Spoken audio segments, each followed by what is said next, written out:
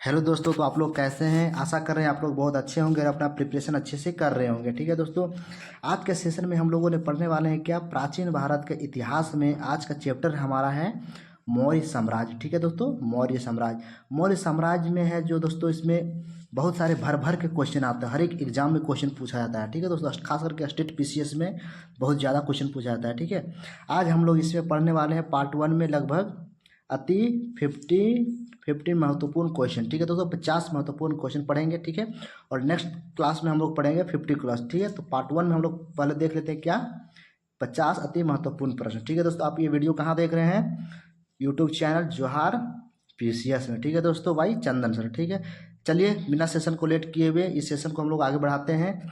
इस सेशन का 50 अति महत्वपूर्ण क्वेश्चन मौर्य साम्राज्य के बारे में। ठीक है दोस्तों, चलिए आज इस सेशन का हमारा पहला क्वेश्चन क्या है।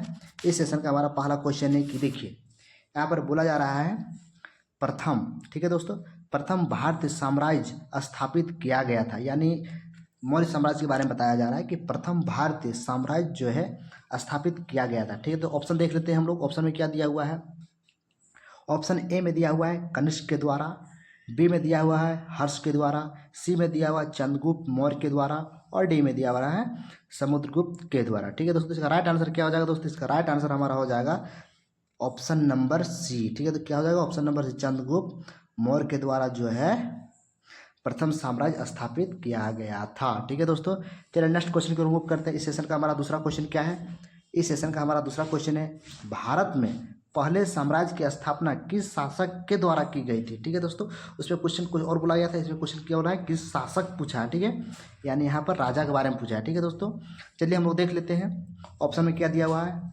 चंद्रगुप्त मौर्य, बी में दिया हुआ है अशोक, सी में दिया हुआ है कनिष्क, डी में दिया हुआ है चंद्रगुप्त द्वितीय विक्रमादित्य। ठीक है, और ई में दिया हुआ ऑप्शन में उपयुक्त में से कोई नहीं या उपयुक्त में से एक से अधिक। ठीक है दोस्तों, तो इसका राइट आंसर क्या हो जाएगा हमारा, क्वेश्चन नंबर 2 का राइट आंसर हमारा हो जाएगा दोस्तों ऑप्शन नंबर ए। ठीक है, क्या ऑप्शन नंबर ए में क्या है, चंद्रगुप्त मौर्य। ठीक है दोस्तों, चलिए नेक्स्ट क्वेश्चन को रिमूव करेंगे हम लोग।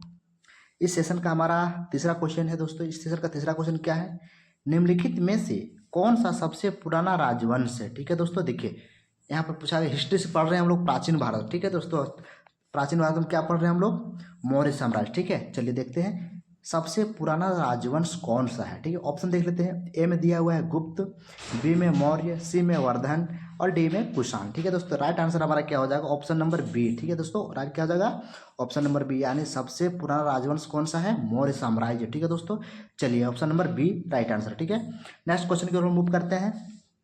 नेक्स्ट क्वेश्चन हमारा क्या हो जाएगा, क्वेश्चन नंबर 4। ठीक है दोस्तों, क्या बोल रहा है, देखिए जिसके ग्रंथ में चंद्रगुप्त मौर्य का विशिष्ट रूप से वर्णन हुआ है वह है, यानी देखिए ये कौन सा ऐसा ग्रंथ है, ठीक है, जिसमें चंद्रगुप्त मौर्य के बारे में विस्तार पूर्वक बताया गया है। ठीक है, या डिस्कस किया गया या वर्णन किया गया है। ठीक है दोस्तों, ऑप्शन देख लेते हैं हम लोग। ऑप्शन में क्या दिया हुआ है, पहला भास में, बी में शूद्रक में, सी में विशाखा दत्त में, और डी में अश्वघोष में। ठीक है दोस्तों, इसका राइट आंसर हमारा क्या हो जाएगा, ऑप्शन नंबर सी। ठीक है, क्या हो जाएगा ऑप्शन नंबर सी में क्या दिया हुआ है, विशाखा दत्त। ठीक है दोस्तों, यानी ग्रंथ का नाम क्या है, विशाखा दत्त। ठीक है, चलिए नेक्स्ट क्वेश्चन की ओर मूव करते हैं।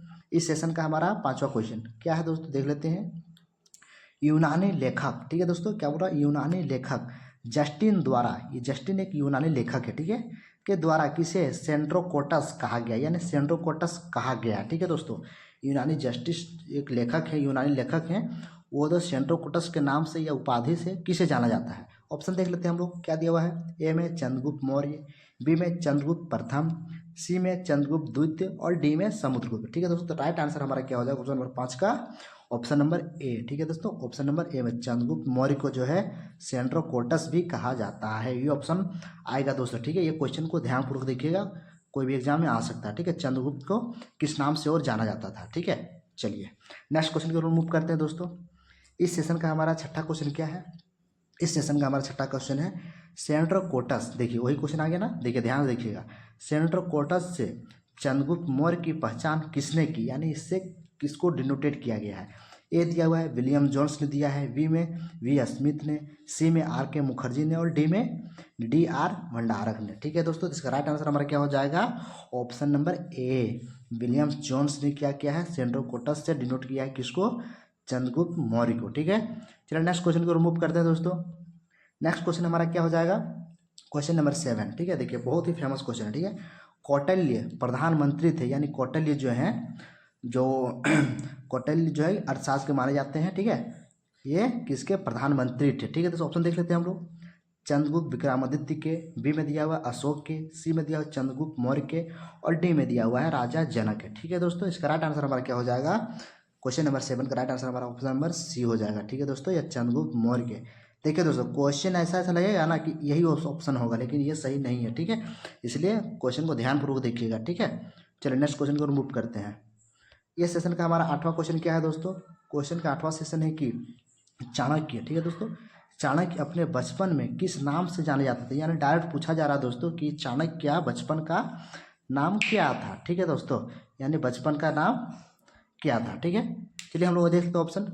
ए में अजय, क्या अजय था, बी में चाणक्य, सी में विष्णुगुप्त, और डी में देवगुप्त, ठीक है दोस्तों। इसका राइट आंसर क्या हो जाएगा हमारा, ऑप्शन नंबर हमारा क्या हो जाएगा, सी, ठीक है, विष्णुगुप्त। यानी चाणक्य बचपन का नाम क्या था, विष्णुगुप्त, ठीक है दोस्तों। बहुत ही मजा आने वाला दोस्तों इस सेशन में, बहुत इंटरेस्टिंग क्वेश्चन आने वाला है जो एग्जाम में सीधे डायरेक्ट हिंट करता है, ठीक है।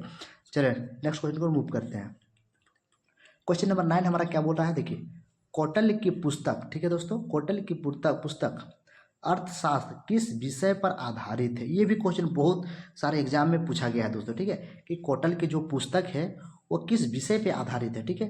देखिए इसमें कौटिल्य से अर्थशास्त्र जाना जाता है, ठीक है, वो किस विषय से आधारित है, ठीक है। ऑप्शन देख लेते हैं हम लोग। ऑप्शन में क्या दिया हुआ है, ऑप्शन नंबर ए में दिया हुआ है आर्थिक संबंध के बारे में दर्शाता है, बी में शासन कला से सिद्धांत पर अभ्यास, सी में विदेश नीति, डी में धन संचयन, या ऑप्शन नंबर ई में दिया हुआ उपयुक्त में से कोई नहीं या उपयुक्त में से एक से अधिक, ठीक है दोस्तों। इसका राइट आंसर क्या हो जाएगा हमारा, राइट आंसर हमारा हो जाएगा ई, ठीक है दोस्तों, यानी ई। देखिए चूंकि देखिए यहाँ पर देखिएगा कौटिल्य की पुस्तक अर्थशास्त्र, ठीक है।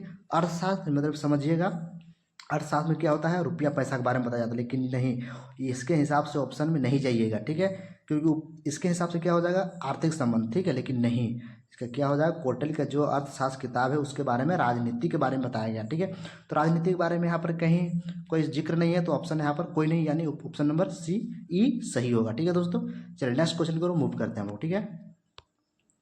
इस सेशन का हमारा 10वां क्वेश्चन क्या है, निम्नलिखित में से राज्य के सप्तांग सिद्धांत, यानी सात तरह का सिद्धांत जो दिया गया है उसके अनुसार राज्य का 7वां अंक कौन सा था, ठीक है दोस्तों। यानी राज्य के सप्तांग अंक दिया गया था, ठीक है, उसमें 7वां स्थान किसका था, ठीक है।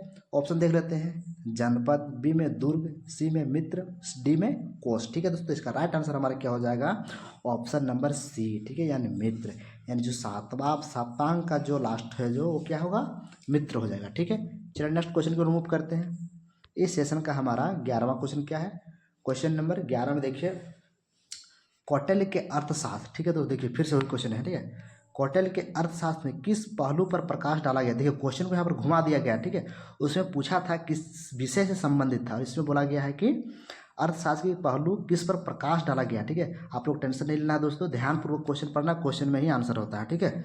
इसका राइट आंसर हमारा क्या हो जाएगा, इसका आंसर हो जाएगा हमारा राजनीति, ठीक है दोस्तों। ऑप्शन नंबर हमारा बी, यानी अर्थशास्त्र चूंकि आर्थिक के बारे में बताता, लेकिन नहीं, हिस्ट्री में जब हम लोग पढ़ेंगे कौटिल्य के बारे में तो वो हो जाएगा राजनीतिक शास्त्र, ठीक है दोस्तों। यानी ऑप्शन नंबर बी सही हो जाएगा, ठीक है।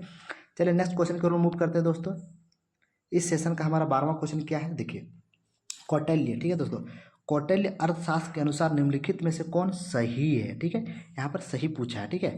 तो क्या दिया हुआ हम देख लेते हैं। एक नंबर में क्या दिया हुआ है, न्यायिक दंड के परिणाम स्वरूप कोई व्यक्ति दास हो सकता है, ठीक है। चलिए दूसरा देख लेते हैं। स्त्री दास अपने मालिक के समग्र पुत्र के जन्म पर कानूनी तौर पर मुक्त हो जाती थी, ठीक है। फिर में क्या दिया हुआ है, स्त्री का दास, स्त्री जो है दास का मालिक उसे स्त्री से पैदा हुए पुत्र के पिता हो तो उसे पुत्र को मालिक का पुत्र होने का कानूनी हक मिलता है। यानी देखिए दोस्तों यहाँ पर कूट का प्रयोग करना है और सही आंसर को चयन करना, ठीक है। इसको ध्यानपूर्वक पढ़िएगा तो आराम से क्वेश्चन ये बन जाएगा। हमारा ऑप्शन क्या हो जाएगा, 1 और 2 सही है, ठीक है दोस्तों। यानी देखिए क्या बोल रहा है, कौटिल्य के अर्थशास्त्र के अनुसार, ठीक है, न्यायिक दंड के परिणाम स्वरूप कोई व्यक्ति दास हो सकता है, यानी अगर हम किसी को दंड दे रहे हैं तो उसको हम दास बना सकते हैं, ठीक है, ये सही है। और बी में क्या दिया हो देखिए, स्त्री दास अपने मालिक के, ठीक है, अपने मालिक के संभोग पुत्र पर कानूनी तौर पर मुक्त हो जाती है। यानी मान लीजिए किसी के पिता ने किसी को दास बनाया है, ठीक है, लेकिन वो दास, वो जरूरी नहीं कि उसका बेटा का भी वही दास बने, ठीक है, तो उसी को तौर पे मुक्त कर सकता है, ठीक है। चलिए इसका राइट आंसर हमारा क्या हो जाएगा, ऑप्शन नंबर ए, ठीक है। ऑप्शन नंबर ए में क्या है, 1 और 2 सही है। चलिए नेक्स्ट क्वेश्चन को मूव करते हैं दोस्तों। क्वेश्चन नंबर हमारा 13 क्या है, क्वेश्चन नंबर हमारा 13 बोल रहा है कि निम्नांकित में से, ठीक है दोस्तों, निम्नांकित में से किसकी तुलना मैकियावेली एक जगह का नाम है, मैकियावेली के प्रिंस की जाती है, ठीक है दोस्तों, मैकियावेली के प्रिंस से की जाती है, यानी मैकियावेली के जो प्रिंस है वहाँ की जगह है, ठीक है, उसके प्रिंस से संबंध किया जाता है, ठीक है, समानांतर किया जाता है, ठीक है। ऑप्शन देख लेते हैं, कालिदास का मालवी गिनिमित्रम से, बी में कौटिल्य के अर्थशास्त्र में, सी में वात्सल्य का कामसूत्र से, या डी में त्रिवल्लुर का त्रिकुल्लर, ठीक है दोस्तों। इसका राइट आंसर हमारा क्या हो जाएगा, इसका राइट आंसर हमारा हो जाएगा ऑप्शन नंबर 13 का बी, कौटिल्य के अर्थशास्त्र में, ठीक है। चलिए नेक्स्ट क्वेश्चन की ओर मूव करते हैं दोस्तों। इस सेशन का हमारा 14वां क्वेश्चन क्या बोल रहा है, देखिए, किसके शासनकाल में डिमेकस, देखिए एक यात्री थे, विदेशी यात्री थे दोस्तों, डिमेकस भारत आया था। ये सब क्वेश्चन बहुत आता है, फायान वयान सांग, ये सब बारे में बहुत सारा क्वेश्चन पूछा था, ठीक है दोस्तों। सब हम लोग धीरे धीरे देखेंगे। हम लोग फायान के बारे में, हम लोग बौद्ध धर्म और जैन धर्म के बारे में हम लोग अच्छे से डिटेल से पढ़े थे, ठीक है दोस्तों। चलिए इसमें क्या बोल रहा है, किसके शासनकाल में डिमेकस, ठीक है दोस्तों, क्या बोल रहा है, डिमेकस भारत आया था। ऑप्शन देख लेते हैं, ए में चंद्रगुप्त मौर्य के, बी में बिंदुसार के, सी में अशोक के, और डी में कनिष्क के, ठीक है दोस्तों। राइट आंसर हमारा क्या हो जाएगा, बिंदुसार के समय जो डिमेकस आया था, यानी बिंदुसार कहाँ है, ऑप्शन नंबर बी में, यानी डिमेकस रिलेट करता है, बिंदुसार के समय आया था भारत, ठीक है। चलिए नेक्स्ट क्वेश्चन की ओर मूव करते हैं दोस्तों।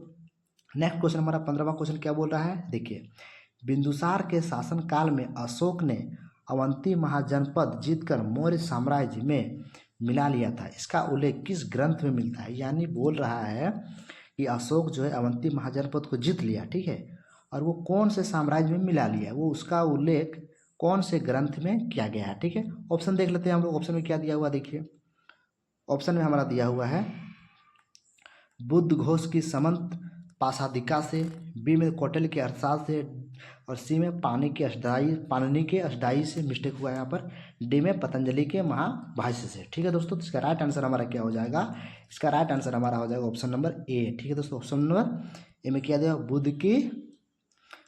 बुद्ध घोष की समंत पाशादिका से, ठीक है दोस्तों। चलिए नेक्स्ट क्वेश्चन की ओर मूव करते हैं दोस्तों। इस सेशन का हमारा 16वां क्वेश्चन क्या बोल रहा है, देखिए, पाटलिपुत्र में स्थित चंद्रगुप्त मौर्य का, ठीक है, महल मुख्यतः बना था, यानी देखिए पाटलिपुत्र यानी पटना बिहार में वर्तमान में है, ठीक है। चंद्रगुप्त का महल जो है मुख्यतः किस चीज़ से बना था, ठीक है, यहाँ पर दिया हुआ ऑप्शन में ईंटों से, पत्थरों का, लकड़ी का, मिट्टी का, ठीक है दोस्तों। का राइट आंसर हमारा क्या हो जाएगा, ऑप्शन नंबर सी, लकड़ी का, ठीक है दोस्तों।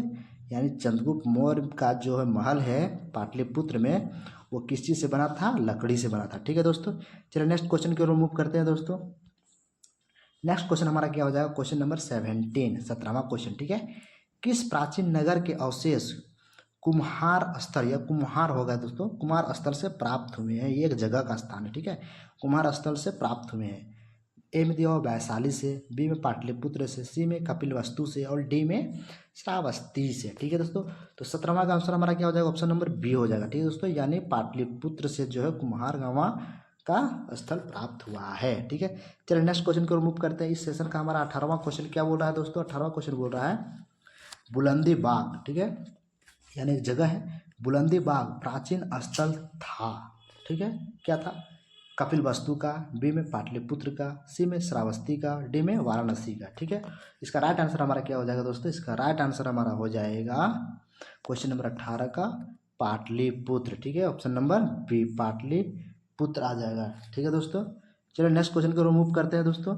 इस सेशन का हमारा नेक्स्ट क्वेश्चन क्या बोल रहा है, इस सेशन का हमारा क्वेश्चन नंबर 19वां क्या बोल रहा है, निम्नलिखित में से किस मौर्य राजा ने दक्कन की विजय प्राप्त की थी। ये देखिए यहाँ पर बोल रहा है मौर्य शासन में एक राजा हुआ करते थे, वो दक्कन का विजय प्राप्त किए थे, वो कौन शासक थे, ठीक है। ऑप्शन दिया हुआ हमारा ए अशोक, बी में चंद्रगुप्त, सी में बिंदुसार, डी में कुणाल या कुशान होगा या कुणाल लिख दिया है। ठीक है दोस्तों, इसका राइट आंसर हमारा क्या हो जाएगा, क्वेश्चन नंबर 19 का हमारा आंसर हो जाएगा ऑप्शन नंबर बी। ठीक है, यानी वो मौर्य शासन का जो दक्कन में जो विजय प्राप्त किए थे वो थे कौन, चंद्रगुप्त। ठीक है दोस्तों, चलिए नेक्स्ट क्वेश्चन को रिमूव करते हैं। इस सेशन का हमारा 20वां क्वेश्चन क्या बोल रहा है, देखिए, मालवा, गुजरात एवं महाराष्ट्र के किस शासक ने पहली बार जीता था। ठीक है, मालवा आपको पता होगा दोस्तों, मालवा, गुजरात, महाराष्ट्र के किस शासक ने पहली बार जीता था। एम दिया हर्ष ने, बी में स्कंदगुप्त ने, डी में सी में विक्रमादित्य ने, और डी में चंद्रगुप्त मौर्य ने। ठीक है, इसका राइट आंसर हमारा क्या हो जाएगा, इसका राइट आंसर हमारा हो जाएगा दोस्तों option number D. Option number D हो जाएगा, चंद्रगुप्त मौर्य ने। ठीक है, चलिए नेक्स्ट क्वेश्चन को रिमूव करते हैं दोस्तों। इस सेशन का हमारा 21वां क्वेश्चन क्या बोल रहा है, देखिए, अभिलेख जिससे यह प्रमाणित होता है कि चंद्रगुप्त का प्रभाव पश्चिम भारत में था। ठीक है, यानी क्वेश्चन बोल रहा है कि चंद्रगुप्त का जो है प्रभाव पश्चिम भारत में था, तो वो किस शिलालेख से प्राप्त होता है। ठीक है, ऑप्शन देख लेते हैं, कलिंग शिलालेख, बी में अशोक का गिरनार शिलालेख, सी में दिया हुआ है रुद्रदामन का जूनागढ़ अभिलेख, और डी में दिया हुआ है अशोक का सोपारा शिलालेख। ठीक है दोस्तों, इसका राइट आंसर हमारा क्या हो जाएगा, 21 क्वेश्चन नंबर का हमारा राइट आंसर हो जाएगा ऑप्शन नंबर सी। ठीक है दोस्तों, यानी रुद्रदामन का जूनागढ़ अभिलेख से जो है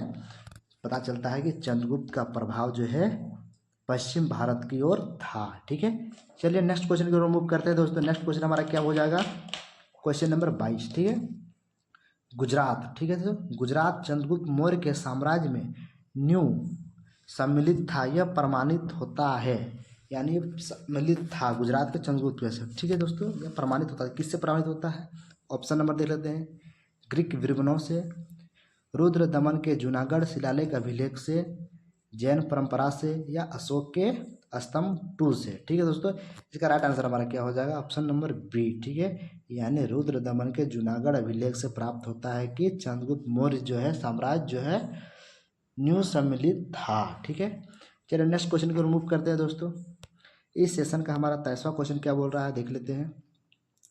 सेल्यूकस, ठीक है, एक विदेशी यात्री थे दोस्तों, सेल्यूकस, जिनको सिकंदर द्वारा सिंध एवं अफगानिस्तान का प्रशासक नियुक्त किया गया था, कि भारत राजा को हराया था, यानी डायरेक्ट बोला जा रहा है सेल्यूकस को जहाँ पर दिया गया था वो क्यों राजा को हरा के दिया गया था। ठीक है, तो ऑप्शन नंबर दे, समुद्रगुप्त को, बी में अशोक को, सी में बिंदुसार को, और डी में चंद्रगुप्त को। ठीक है दोस्तों, तो राइट आंसर हमारा क्या हो जाएगा, ऑप्शन नंबर डी, यानी चंद्रगुप्त को हरा के जो है सेल्यूकस को वहाँ का प्रशासक दे दिया गया। ठीक है दोस्तों, चलिए नेक्स्ट क्वेश्चन को हम लोग मूव करते हैं। नेक्स्ट क्वेश्चन हमारा क्या हो जाएगा, इस सेशन का हमारा नेक्स्ट क्वेश्चन क्वेश्चन नंबर 24वां क्या बोलता है, देखते हैं। चंद्रगुप्त मौर्य सेल्यूकस को किस वर्ष पराजित किया था। देखिए यहाँ पर सब तरह के क्वेश्चन दिए हैं दोस्तों। ठीक है, क्या बोल रहा है, चंद्रगुप्त मौर्य जो है सेल्यूकस को किस वर्ष हराया था। ठीक है, ऑप्शन देख लेते हैं, 317 ईसा पूर्व, 315 ईसा पूर्व, 305 ईसा पूर्व, और डी में दिया हुआ है 300 ईसा पूर्व। ठीक है दोस्तों, राइट आंसर हमारा क्या हो जाएगा, 305। ठीक है, 305 कहाँ है, ऑप्शन नंबर सी में, यानी चंद्रगुप्त मौर्य जो है सेल्यूकस को हराया था कब, 305 ईसा पूर्व में। ठीक है दोस्तों, चलिए नेक्स्ट क्वेश्चन को मूव करते हैं दोस्तों। नेक्स्ट क्वेश्चन हमारा क्या हो रहा है, नेक्स्ट क्वेश्चन हमारा हो जा रहा है 25। ठीक है, क्या, किसने संहिता, उदारता और करुणा के त्रिविध आधार पर राजधर्म की स्थापना की थी, यानी वो ऐसा राज्य जहाँ पर संहिता, उदारता और करुणता त्रिविध आधारित है। ठीक है, तो किसके शासनकाल में, ऑप्शन एम देख लेते हैं, अशोक में, बी में अकबर में, सी में रंजीत सिंह में, और डी में शिवाजी में। ठीक है, तो राइट आंसर हमारा क्या हो जाएगा, ऑप्शन नंबर ए, यानी अशोक के समय में संहिता, उदारता एवं करुणता का त्रिविध आधार था। ठीक है, चलिए नेक्स्ट क्वेश्चन को मूव करते हैं दोस्तों। इस सेशन का हमारा 26वां क्वेश्चन क्या बोल रहा है, देख लेते हैं। निम्न में से कौन सा क्षेत्र अशोक के साम्राज्य में सम्मिलित नहीं था। देखिए सब दोस्तों, बहुत इंटरेस्टिंग क्वेश्चन है, यानी अशोक का साम्राज्य तो बहुत था, वो कहाँ नहीं था। ठीक है, ए में अफगानिस्तान में, बी में बिहार में, सी में श्रीलंका में, डी में कलिंग में। ठीक है, इसका राइट आंसर हमारा क्या हो जाएगा, राइट आंसर हमारा श्रीलंका में, यानी अशोक का जो है वहाँ पे साम्राज्य नहीं था। ठीक है, चलिए नेक्स्ट क्वेश्चन को मूव करते हैं दोस्तों। क्वेश्चन का हमारा 27वां क्वेश्चन क्या बोल रहा है, देख लेते हैं। अशोक के निम्नलिखित अभिलेखों में से किस में दक्षिण भारत राज्यों का उल्लेख हुआ है, यानी अशोक के कौन सा अभिलेख है जिसमें दक्षिण भारत राज्यों का उल्लेख हुआ है। ठीक है, ऑप्शन देख लेते हैं। ऑप्शन में क्या दिया हुआ है, तृतीय मुख्य शिलालेख, द्वितीय मुख्य शिलालेख, नौवां मुख्य शिलालेख और डी में दिया हुआ है प्रथम अभिलेख में। ठीक है, इसका राइट आंसर हमारा क्या हो जाएगा, ऑप्शन नंबर बी, यानी द्वितीय शिलालेख में दिया गया है कि भारत राज्यों का उल्लेख किया गया है, यानी दक्षिण भारत का। ठीक है, चलिए नेक्स्ट क्वेश्चन को रिमूव करते हैं दोस्तों।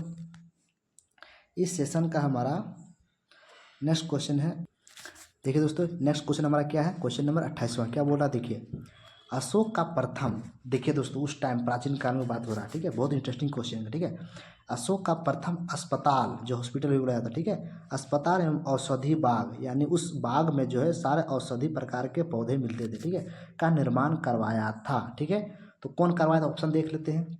अशोक ने, बी में दिया हुआ चंद्रगुप्त मौर्य ने, सी में दिया हुआ भगवान महावीर ने और डी में दिया हुआ धनवंतरी ने। ठीक है, तो राइट आंसर हमारा क्या हो जाएगा, राइट आंसर हमारा हो जाएगा अशोक ने, ऑप्शन नंबर ए, यानी अशोक ने पहला अस्पताल एवं औषधि बाग का निर्माण कराया था। अब आप सोच रहे हैं इमेज करेंगे, अभी जैसा अस्पताल नहीं, मतलब आश्रम जैसा होता था, वहीं पर औषधि दिया जाता था, ठीक, जड़ी बूटी दिया जाता था। ठीक है, चलिए नेक्स्ट क्वेश्चन को रिमूव कर दे दोस्तों। इस सेशन का हमारा 29वां क्वेश्चन क्या बोल रहा है, देखिए अशोक ने बौद्ध होते हुए भी, अशोक जो है बौद्ध धर्म को मानते थे, ठीक है, बौद्ध होते हुए भी हिंदू धर्म में आस्था नहीं छोड़ी, इसका प्रमाण कहाँ पे मिलता है। ठीक है, ऑप्शन देख लेते हैं। तीर्थ यात्रा से, बी में मोक्ष में विश्वास में, सी में देव नाम प्रिया उपाधि से और डी में पशु चिकित्सालय खोले। ठीक है, ठीक है, इसका राइट आंसर हमारा क्या हो जाएगा दोस्तों, ऑप्शन नंबर सी। ठीक है, ऑप्शन नंबर सी में क्या दिया हुआ है, देव नाम प्रिय उपाधि से। ठीक है, चलिए नेक्स्ट क्वेश्चन को मूव करते हैं। इस सेशन का हमारा 30 क्वेश्चन है। 30वां क्वेश्चन क्या बोल रहा है, देखिए निम्नलिखित में से, ठीक है दोस्तों, निम्नलिखित में से किस स्रोत में अशोक के राज्य काल में तृतीय बौद्ध समिति होने का उल्लेख मिलता है, यानी अशोक के समय में ही तीसरा बौद्ध समिति हुआ था। ये सब बारे में हम लोग डिटेल पढ़ चुके हैं दोस्तों, आप लोग कमेंट करके बताइएगा। ठीक है, देखिए ऑप्शन दिया हुआ है अशोक के अभिलेख से, बी में दूसरा में दिया हुआ दीपवंश से, 3 में दिया हुआ महावंश से और चौथा में दिया हुआ दिव्यावदान से। ठीक है, अब देखिए यहाँ पर क्वेश्चन क्या बोल रहा है, देखिए नीचे दिए गए कूट से सही उत्तर का चयन करना है। ठीक है, यानी कौन सा सही है। ठीक है, तो हम लोग देख लेते हैं दोस्तों। अशोक के अभिलेख से तो पता नहीं चलता है, ठीक है, दीपवंश से हाँ पता चलता है और महावंश से होता है, ये में नहीं चलता है। ठीक है, यानी इसका राइट आंसर हमारा क्या हो जाएगा, ऑप्शन नंबर बी। ठीक है, यानी 2 3। ठीक है, चलिए नेक्स्ट क्वेश्चन को रिमूव करते हैं दोस्तों। इस सेशन का हमारा 31वां क्वेश्चन क्या बोल रहा है, देखिए अशोक के शासन, ठीक है, अशोक के शासनकाल बौद्ध सभा के किस नगर में आयोजित की गई थी, यानी वही संगीति, बौद्ध संगीति जो है शासनकाल में किस नगर में स्थापित की गई या आयोजित की गई थी। ठीक है, तो ऑप्शन देख लेते हैं। ए में मगध में, बी में पाटलिपुत्र में, सी में समस्तीपुर में और डी में राजगिरी में। ठीक है दोस्तों, इसका राइट आंसर हमारा क्या हो जाएगा, ऑप्शन नंबर बी, यानी पाटलिपुत्र में जो है अशोक ने है आयोजित करवाया था और वो नगर का नाम था पाटलिपुत्र, जो वर्तमान में पटना है। ठीक है, चलिए नेक्स्ट क्वेश्चन को रिमूव करते हैं दोस्तों। इस सेशन का हमारा 32वां क्वेश्चन क्या बोल रहा है, देखिए निम्नलिखित मौर्य शासक, ठीक है, निम्नलिखित मौर्य शासक बौद्ध धर्म के अनुयायी थे। ठीक है, चंद्रगुप्त मौर्य, अशोक, बिंदुसार या दशरथ। ठीक है, ऑप्शन देख लेते, सही उत्तर का चयन करना है। क्या 1 2 सही है, क्या 2 3 सही है, क्या 3 4 सही है, क्या 2 and 4 सही है। तो इसका राइट आंसर हमारा क्या हो जाएगा दोस्तों, 2 and 4 सही है, यानी ऑप्शन नंबर डी सही है, यानी 2 में क्या हुआ अशोक था, ठीक है, 4 में क्या था दशरथ था। ठीक है, चलिए नेक्स्ट क्वेश्चन को रिमूव करते हैं दोस्तों। इस सेशन का हमारा 33वां क्वेश्चन, देखिए ये सब क्वेश्चन जो है ना, जो फैक्चुअल पूछा जाता है, ठीक है, तो उसको ध्यानपूर्वक देखना पड़ता है। रज्जुक थे, यानी प्राचीन काल में रज्जुक को क्या बुला जाता था, ठीक, चोल साम्राज्य में व्यापारी थे, क्या मौर्य शासन में अधिकारी थे, क्या गुप्त साम्राज्य में सामंतवाद वर्ग थे, या डी में दिया हुआ है शक सेना में अधिकारी थे। ठीक है दोस्तों, इसका राइट आंसर क्या हो जाएगा हमारा, इसका राइट आंसर ऑप्शन नंबर हमारा बी हो जाएगा, यानी मौर्य शासन में अधिकारी रज्जुक जो होते थे ना, वो क्या थे, मौर्य शासन में अधिकारी के पद पे तैनात होते थे। ठीक है, चलिए नेक्स्ट क्वेश्चन को रिमूव करते हैं दोस्तों।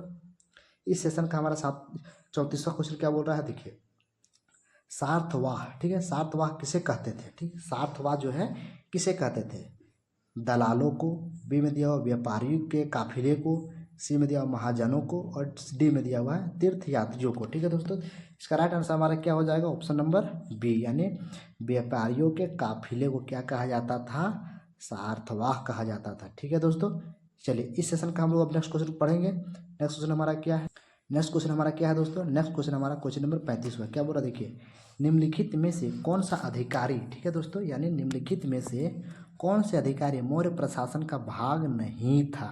ठीक है, यानी मौर्य शासन में अधिक प्रशासन का भाग नहीं था। ठीक है, ऑप्शन देख लेते हैं हम लोग। ऑप्शन में क्या दिया हुआ है, अग्रहारिक, बी में दिया हुआ युक्त, सी में प्रादेशिक, और डी में दिया हुआ है रज्जुक। ठीक है दोस्तों, इसका राइट आंसर हमारा क्या हो जाएगा, इसका राइट आंसर हमारा हो जाएगा अग्रहारिक, यानी ऑप्शन नंबर ए सही हो जाएगा। ठीक है, ये अधिकारी नहीं था। ठीक है, चलिए नेक्स्ट क्वेश्चन को रिमूव करते हैं दोस्तों।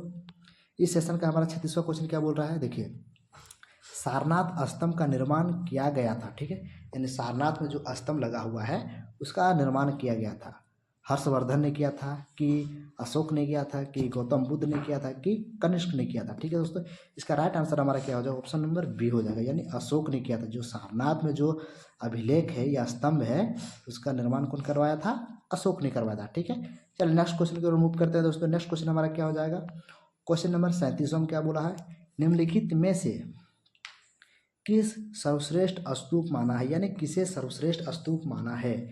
पहला दिया हुआ है अमरावती, बी में दिया हुआ है भरहुत, सी में सांची, और डी में दिया हुआ है सारनाथ। ठीक है दोस्तों, इसका राइट आंसर हमारा क्या हो जाएगा, क्वेश्चन नंबर 37 का राइट आंसर हमारा हो जाएगा सांची, यानी निम्नलिखित में सर्वश्रेष्ठ, यानी जितना भी अभिलेख या स्तंभ है दोस्तों सब में सर्वश्रेष्ठ किसे माना गया है, सांची का स्तूप को माना गया है। ठीक है, चलिए नेक्स्ट क्वेश्चन को रिमूव करते हैं दोस्तों। नेक्स्ट क्वेश्चन हमारा क्वेश्चन नंबर 38 में क्या बोल रहा है, देखिए, सांची का स्तूप किस शासक ने बनवाया था। ठीक है दोस्तों, यानी सांची का जो स्तूप है किस शासक ने बनाया था। ऑप्शन देख लेते हैं, बिंबिसार ने, बी में अशोक ने, सी में हर्षवर्धन ने, और डी में पुष्यमित्र ने। ठीक है दोस्तों, इसका राइट आंसर हमारा क्या हो जाएगा, क्वेश्चन नंबर 38 का शासक ने। ठीक है दोस्तों, चलिए इसका राइट आंसर हमारा हो जाएगा ऑप्शन नंबर बी, ठीक है, अशोक ने। ठीक है दोस्तों, चलिए नेक्स्ट क्वेश्चन को रिमूव करते हैं दोस्तों। इस सेशन का हमारा 39वां क्वेश्चन क्या हो रहा है, देखिए, विश्व प्रसिद्ध पर्यटक स्थल सांची का प्राचीन नाम क्या था। ठीक है दोस्तों, ये सब इंपॉर्टेंट क्वेश्चन है दोस्तों। ठीक है, नेक्स्ट ये कोई भी एग्जाम भी होने वाला है ना उसमें सब पूछा जाएगा। ये नहीं बोल रहा है सांची का जो है प्राचीन नाम क्या था। ठीक है, ऑप्शन देख लेते हैं हम लोग। ऑप्शन में क्या दिया हुआ है, काकनाम, बी में वेत्रवती, सी में वेशनगरी, और डी में दसपुर। ठीक है दोस्तों, राइट आंसर हमारा क्या हो जाएगा, ऑप्शन नंबर ए, यानी काकनाम। ठीक है, यानी सांची का पुराना नाम क्या था या प्राचीन नाम काकनाम था। ठीक है, चलिए नेक्स्ट क्वेश्चन को मूव करते हैं। इस सेशन का हमारा 40वां क्वेश्चन क्या बोल रहा है, देखिए, तीर्थ यात्रा के समय, ठीक है दोस्तों, तीर्थ यात्रा के समय सम्राट अशोक निम्नलिखित स्थानों पर गए, उन्हें किस मार्ग का अनुगमन किया था। यानी यहाँ पर ऑप्शन के हिसाब से आंसर देना पड़ेगा। ठीक है, यानी पहले कहाँ गए, उसके बाद कहाँ गए, उसके आधार पे आंसर देना पड़ेगा। ठीक है दोस्तों, इसका डायरेक्ट हम लोग राइट आंसर देख लेंगे, उसके बाद हम लोग सीक्वेंस से पढ़ेंगे। इसका राइट आंसर हमारा आ जाएगा option number D, option number D. ठीक है दोस्तों, यानी क्या हो जाएगा, ऑप्शन नंबर डी में पहला हम लोग गए थे कहाँ, पहले वो लुम्बिनी गए थे। ठीक है, उसके बाद कहाँ गए थे, कपिलवस्तु गए थे। ठीक है दोस्तों, उसके बाद कहाँ गए थे, गया गए थे। उसके बाद कहाँ गए थे, उसके बाद सारनाथ गए थे। उसके बाद कुशीनगर गए थे। ठीक है दोस्तों, उसके बाद गए थे श्रावस्ती, यानी श्रावस्ती में लास्ट में गए थे। ठीक है, तो इसका राइट आंसर हमारा क्या हो जाएगा, ऑप्शन नंबर डी हो जाएगा। ठीक है दोस्तों, चलिए नेक्स्ट क्वेश्चन को रिमूव करते हैं दोस्तों।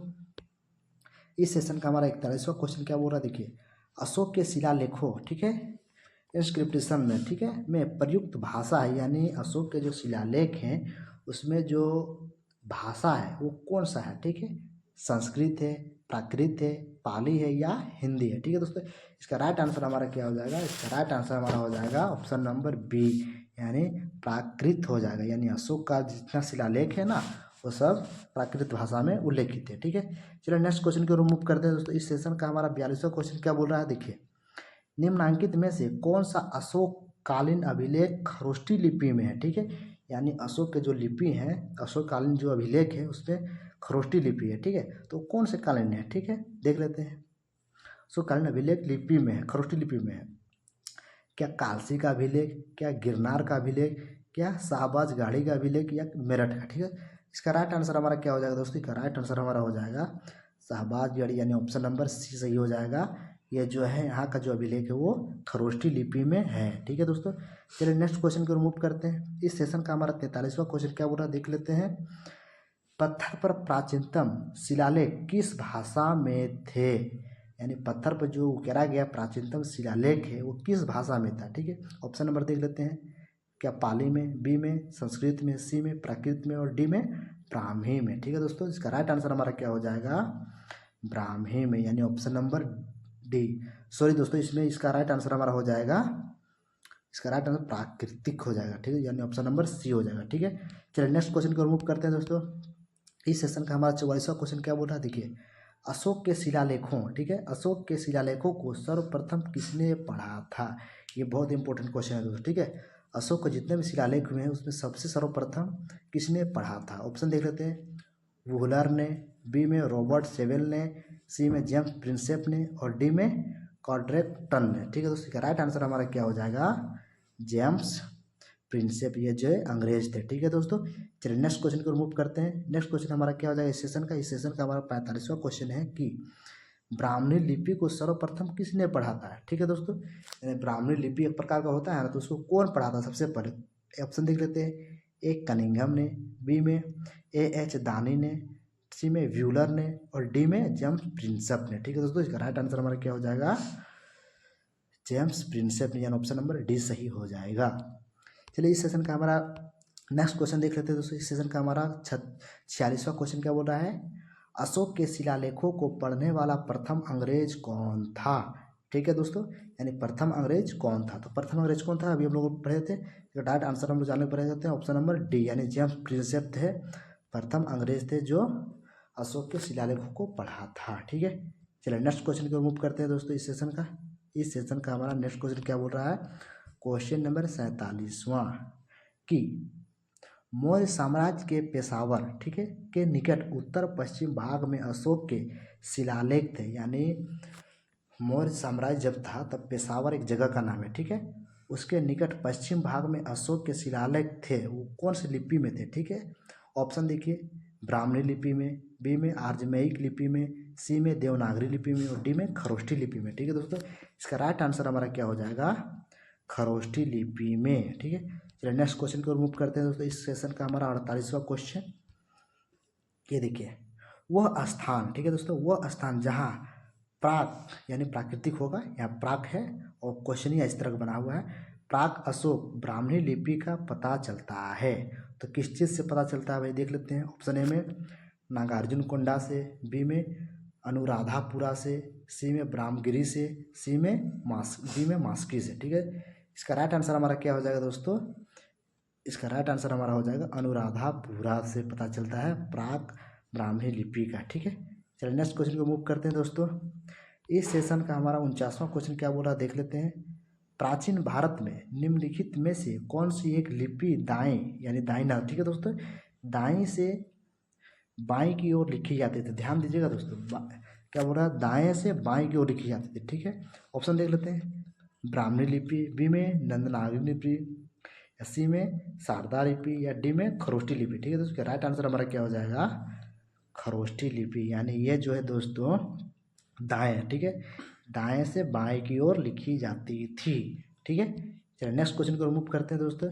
इस सेशन का हमारा 50वां क्वेश्चन क्या बोल रहा है देख लेते हैं।